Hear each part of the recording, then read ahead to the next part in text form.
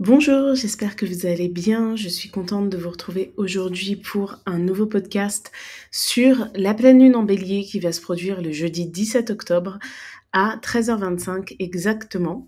Donc une pleine lune, c'est une opposition du soleil à la lune. On est dans la saison de la balance, donc la pleine lune de cette saison, elle a lieu en bélier parce que le signe du bélier, eh bien, c'est le signe opposé à la balance. Donc pour les personnes qui regardent la vidéo YouTube, vous avez la carte et on voit que la lune, elle est conjointe à Chiron et que le soleil et la lune, du coup, sont tous les deux en dissonance avec Mars qui se trouve dans le signe du Cancer et en harmonie avec Jupiter qui se trouve dans le signe des Gémeaux en mode rétrograde, puisque aujourd'hui, le jour où ce podcast est posté, le 9 octobre, eh bien, Jupiter entame sa rétrograde dans le signe des Gémeaux. Alors, cette pleine lune, déjà, elle est dans le signe du Bélier. Quand la lune se trouve dans le signe du Bélier, on est dans une dynamique qui peut impliquer des réactions émotionnelles excessives. Alors, je précise, on peut être excessif dans ses émotions quand on est en colère, ça peut amener à de la violence, à de l'impulsivité, voire même de la violence qui peut être physique, voire verbale, hein.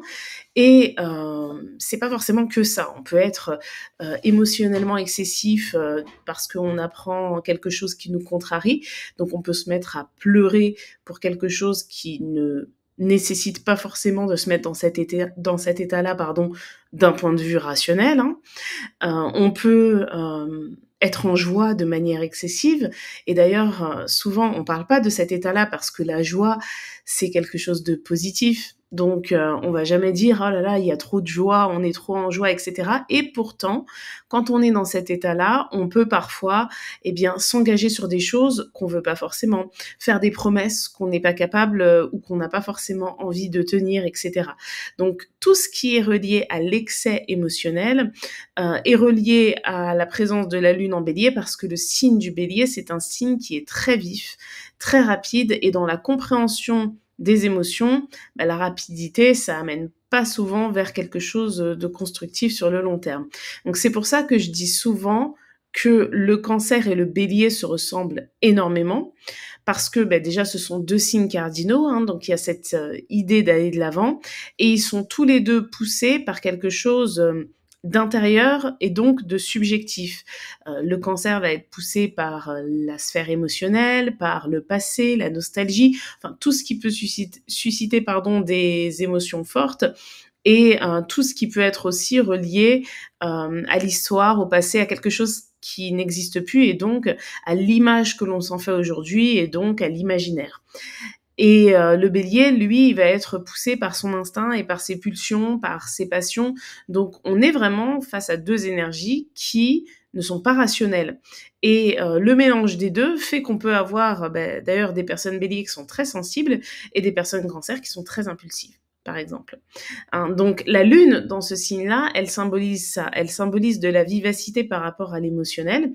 Parfois, ça peut permettre de se sortir d'une situation qui stagne depuis des mois, hein, de prendre une initiative qui va amener une avancée. Mais parfois, ça peut aussi mettre dans la confusion émotionnelle et donc nous amener à faire des erreurs, voire même à nous blesser. Et donc, cette pleine lune, elle est face au soleil en balance.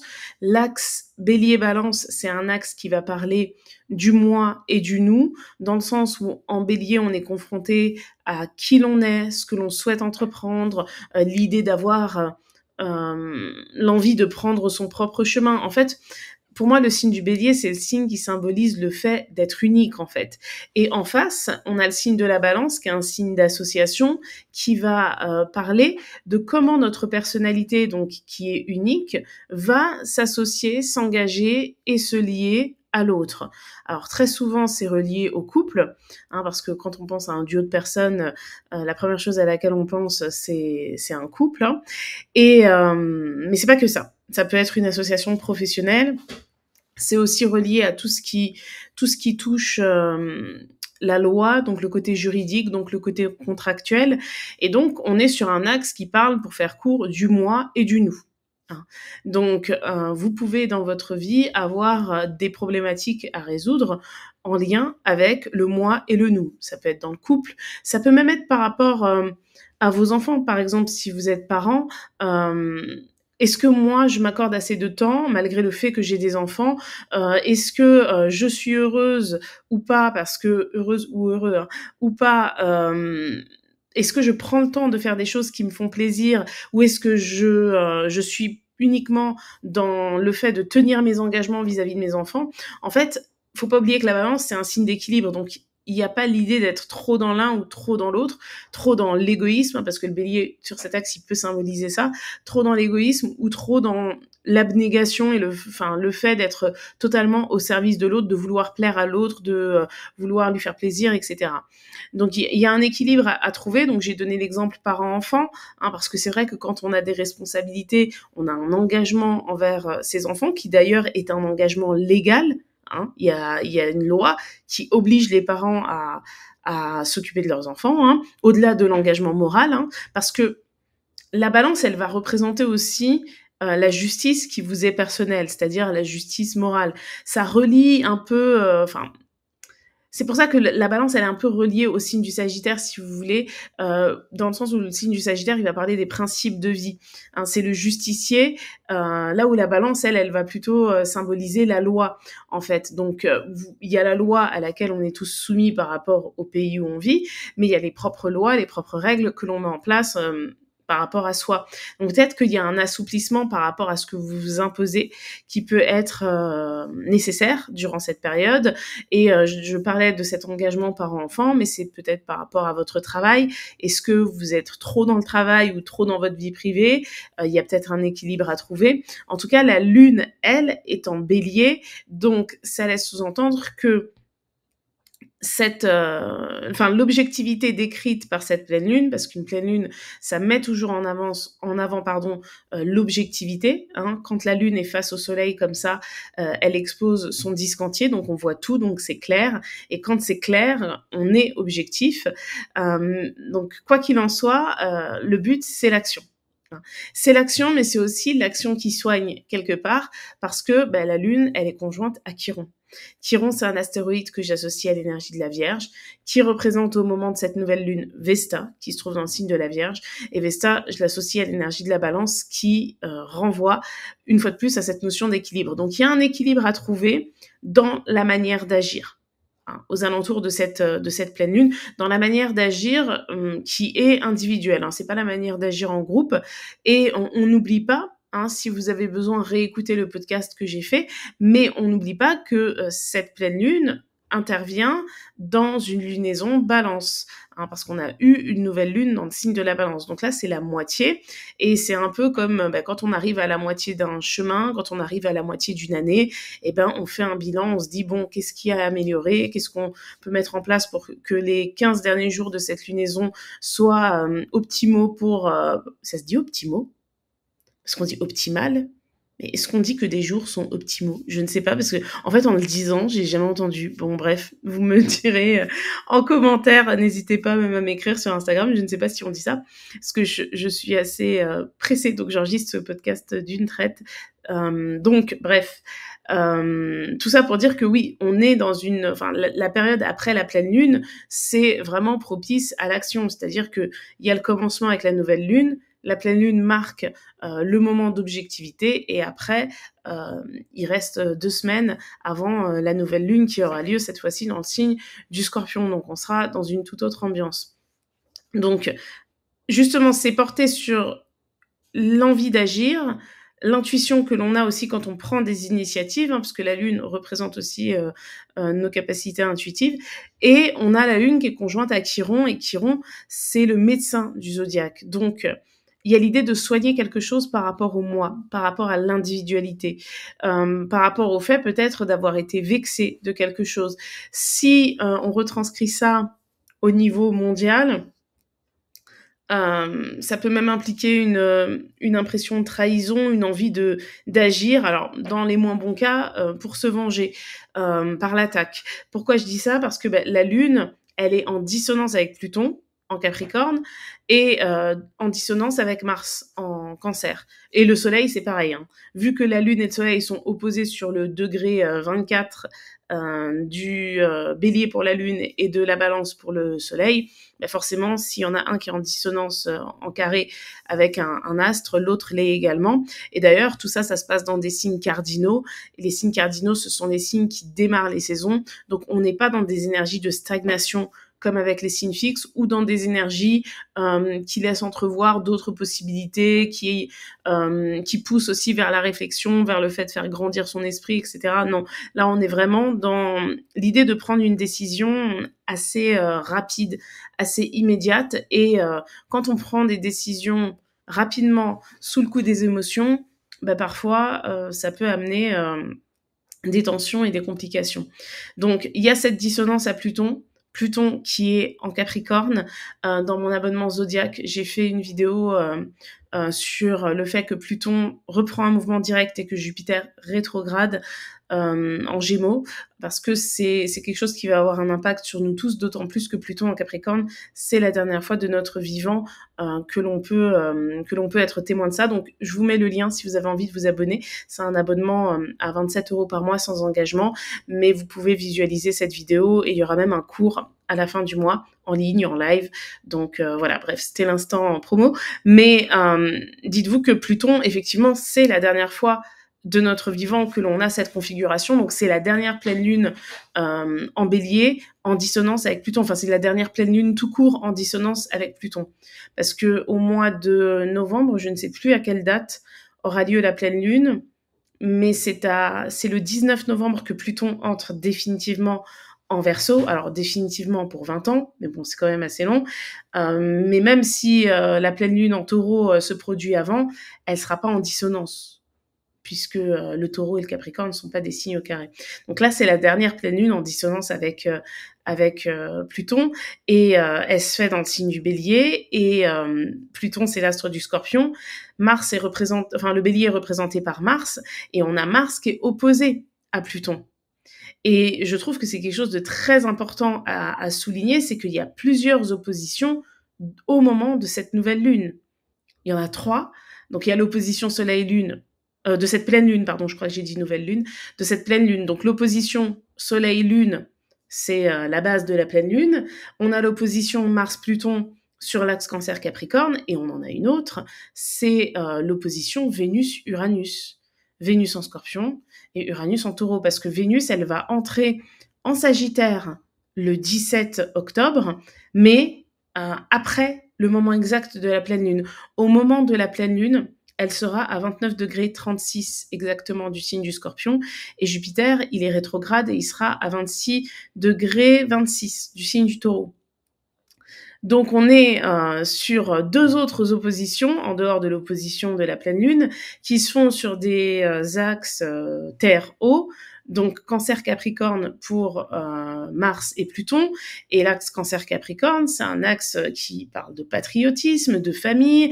On est ici sur une position de défense, sur une envie aussi de protéger les siens.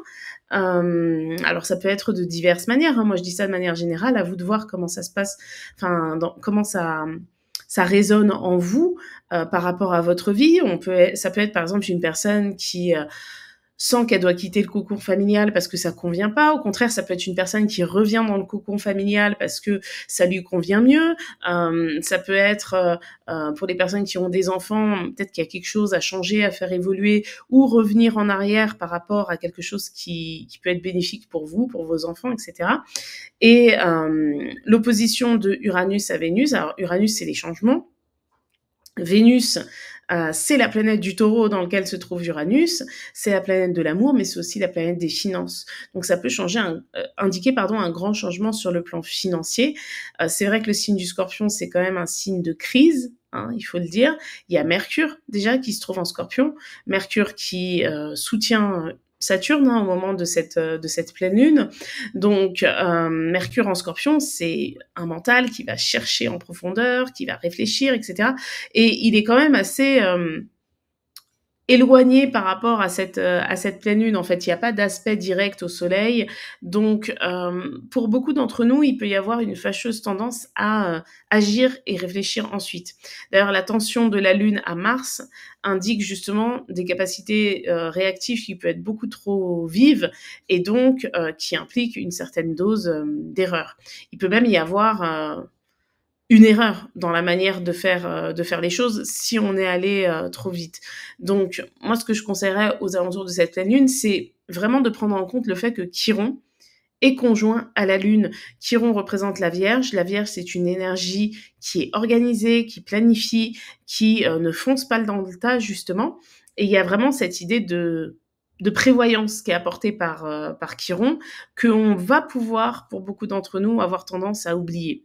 Hein, je pense que ce sera même majoritairement, oublié et la lune, elle est en harmonie, tout comme le soleil, avec Jupiter en Gémeaux. Alors, on est sur un Jupiter rétrograde et Jupiter, c'est l'expansion. Au travers de l'énergie Gémeaux, on est sur une expansion qui invite à revenir à quelque chose de simple, à considérer les bases de ce que l'on est en train de bâtir. C'est-à-dire que, pour synthétiser, j'en parle justement dans le cours que j'ai fait sur Zodiac, c'est que en fait, l'axe Gémeaux-Sagittaire, si vous voulez, pour moi, ce sont les signes qui se ressemblent le plus. Et en Gémeaux, on apprend à lire, à écrire, à compter. C'est là où on a les premières relations sociales. C'est vraiment l'école maternelle, l'école primaire. Et en Sagittaire, là, on est dans les hautes études. On fait des dissertations, on fait des exposés, on rend des mémoires, pardon.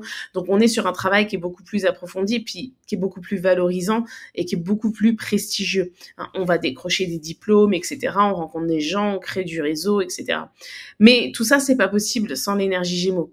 Hein, on a souvent l'impression, je parle pas des personnes, hein, là c'est très important, je suis pas en train de parler des personnes qui sont nées sous ces signes, je parle vraiment des énergies en question et on a souvent tendance à croire que le Sagittaire est l'évolution du signe des Gémeaux, alors que ils sont tous les deux très différents et que l'énergie Gémeaux, elle parle vraiment de la simplicité des choses dans nos actions, dans notre manière de communiquer, etc. Vous voyez, c'est un peu comme justement le Sagittaire, il va représenter ce qui est officiel, ça peut être la politique et des fois, alors c'est vrai que un peu moins maintenant, notamment depuis qu'il y a les réseaux sociaux et que du coup les technologies sont directement reliées à la politique et que bon, en plus nous avec l'expansion des réseaux sociaux sur ces 10 dernières années, on a surtout eu un président et on voit bien que bon, il utilise les réseaux sociaux, il y a des montages qui sont faits, il y a des vidéos à mi-mandat de savoir ce qui se passe sur YouTube, etc.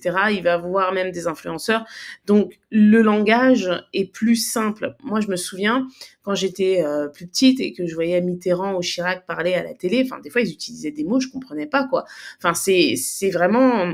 Ben ça, c'est le côté sagittaire, en fait, le fait de s'exprimer d'une certaine manière, de se distinguer aussi par rapport à une classe sociale, etc. Mais la signification des choses va être beaucoup plus Gémeaux, beaucoup plus dans la simplicité, en fait. Et le fait que Jupiter rétrograde dans le signe des Gémeaux, ça peut nous renvoyer à cette simplicité qu'on a oubliée. Vous savez, quand vous êtes dans un projet, peu importe le projet, et que vous voulez que ce soit bien fait, que vous vous prenez la tête sur des détails, et des fois, on est plus concentré sur le fond que sur, sur la forme que sur le fond, justement. Et on en oublie la simplicité du message que l'on souhaite délivrer, en fait. Hein, prenez des exemples, pardon, d'entreprises qui font du marketing. Parfois, on voit que c'est le plus simple qui fonctionne en fait. Et des fois, on se dit, par exemple, ben, non, pour donner envie, on va devoir faire une pub, on va devoir mettre ci, ça, on va devoir investir tant, etc. Tout comme une personne qui peut se lancer à son compte peut parfois avoir cette manière de penser qui, à mon sens, en tout cas, n'est pas la bonne. Je vais vous donner un exemple qui me concerne. Quand j'ai lancé mon compte d'astro, je voulais des visuels qui n'existaient nulle part ailleurs. Donc, j'ai payé une illustratrice et j'ai payé très cher. Alors, je remets pas en cause le tarif de l'illustratrice parce que je lui avais demandé plein d'illustrations et c'est normal que je paye. Mais en fait, je voulais vraiment faire quelque chose de presque parfait, d'avoir des visuels qui sortent de nulle part, que personne puisse les utiliser, etc. Et je connaissais pas bien tout ce qui était Canva, par exemple. C'était quelque chose que je connaissais pas du tout. Et du coup, en fait, à un moment donné, je me suis dit, mais je me concentre beaucoup plus sur la forme que sur le fond, en fait. Si le fond est intéressant, ben, je peux toujours l'améliorer au fur et à mesure. Tandis que si je commence quelque chose et que je me concentre que sur la forme, ça sera beaucoup plus difficile par la suite. J'ai énormément de mal à parler en ce moment. Je sais pas, je pense que c'est la fatigue. Je suis pas la seule, en tout cas, dans mon environnement. Donc, je sais pas si vous, c'est pareil, mais je bafouille sur des mots. Des fois, je dis des phrases qui ne veulent rien dire. Donc, je suis désolée si j'ai pas mal bafouillé durant ce podcast, mais croyez-moi, ça aurait pu être beaucoup pire vu ce que je fais en ce moment. Bref, donc, vous voyez, il y a cette idée parfois de vouloir tellement bien faire que l'on en oublie l'essentiel, quoi. Et donc, l'énergie Gémeaux, avec Jupiter qui parle d'expansion, du fait de grandir, etc., qui rétrograde, donc ça veut dire vraiment de revenir un peu en arrière, pas forcément annuler tout ce qu'on a fait ces derniers mois, mais prêter beaucoup plus d'attention aux fondations de nos projets. Exemple, ça peut être une personne, je sais pas moi, qui est en couple, qui veut avoir un enfant et qui veut absolument avoir un enfant. L'enfant, c'est l'objectif, mais ça va pas avec le partenaire en question. Des fois, on le voit plein de fois ça, parce que le projet, le but de la finalité du projet est plus importante que le reste, alors qu'en fait, la base déjà, c'est d'être avec quelqu'un avec qui on s'entend, avec quelqu'un avec qui on peut communiquer, quelqu'un qui nous ment pas, etc. Et souvent, dans les relations sociales, hein, parce que quand je parle de projet, on imagine toujours quelqu'un qui veut monter une société, etc. Mais des fois, c'est des projets sociaux, en fait. On n'appelle pas ça des projets parce que c'est naturel, mais c'est les relations qu'on entretient. Hein, que ce soit en amour, en amitié, même dans la famille, des fois on entretient des relations parce que c'est la finalité de la chose. On fait Noël parce qu'on doit faire Noël en famille, etc. Alors qu'en fait, ça nous saoule de voir ces personnes-là à Noël. On n'a pas envie de leur faire de cadeaux. On sait qu'elles nous aiment pas, etc. Mais on va le faire. Vous voyez, c'est un peu comme inviter tout le monde à son mariage parce que c'est comme ça. Il faut qu'on le fasse et tout. Alors que dans le fond, dans la simplicité des choses, on fera un mariage avec 5 personnes qu'on adore et c'est tout. Par exemple, hein. Bref, je pense que vous avez compris l'idée. Mais en tout cas, c'est Jupiter qui soutient cette pleine lune en Bélier. Hein, c'est pas un autre astre, hein, c'est pas Mars, c'est pas Vénus, c'est pas Pluton, c'est pas Uranus. Mercure, lui, il est un peu neutre. Pareil pour Neptune et Saturne, ils sont dans le signe juste avant le Bélier. C'est vraiment Jupiter qui soutient cette pleine lune, parce qu'elle risque d'être explosive. Hein. Déjà, elle est dans le signe du Bélier, mais elle est dans le signe du Bélier en dissonance avec Mars, qui est l'astre du Bélier, et en dissonance avec Pluton, qui eux deux sont opposés. Donc le niveau de réactivité, d'impulsivité, de violence, il est quand même assez élevé aux alentours de cette pleine lune. Donc je pense que c'est très important d'écouter l'astre qui justement vient apaiser les choses. Hein. Et ça pousse, je pense, hein, en tout cas cette pleine lune, vers une évolution peut-être individuelle, puisqu'on est quand même dans le signe du Bélier, de faire un choix, de prendre une décision qui est peut-être pas forcément celle qui nous fait le plus vibrer, mais qui est peut-être celle qui est la plus adaptée. Les énergies air sont des énergies cérébrales. Hein. Le signe des Gémeaux, c'est un signe cérébral, donc ça parle aussi de logique. Hein. Et souvent, on oublie sa propre logique même par rapport à une entreprise. Vous voyez, par exemple, des fois, il y a des personnes, elles font des études, elles sont prises dans une boîte et elles vont commencer à travailler avec des collègues au même niveau. Tout le monde va vouloir évoluer et au final, on peut parfois développer, adopter, accepter des comportements qui sont pas ceux qu'on aurait eu en temps normal parce qu'on est influencé par notre environnement de travail. Que ça peut être le fait d'accepter dans certains milieux la compétition entre collègues, ça peut être aussi le fait d'accepter de faire des heures de dingue parce que tu comprends, dans cette boîte, dans ce milieu-là, c'est comme ça, etc. Donc ça peut se manifester sur divers domaines, dans divers métiers, même dans diverses activités. Et c'est vrai que là, la notion de soin est importante. Et le rangement, l'organisation, enfin tout ce qui est relié à l'énergie de la Vierge peut être important aussi. Il peut y avoir l'idée de faire le tri, de prendre une décision par rapport à un tri que l'on fait. Mais ce tri, il faut prendre le temps de le faire. Et ça se fait pas dans la vitesse. Donc voilà, écoutez, j'ai terminé ce podcast sur cette pleine lune qui est très intéressante, je trouve. N'hésitez pas, à laisser votre avis en commentaire sur YouTube. Et moi, je vous dis à bientôt pour un prochain podcast.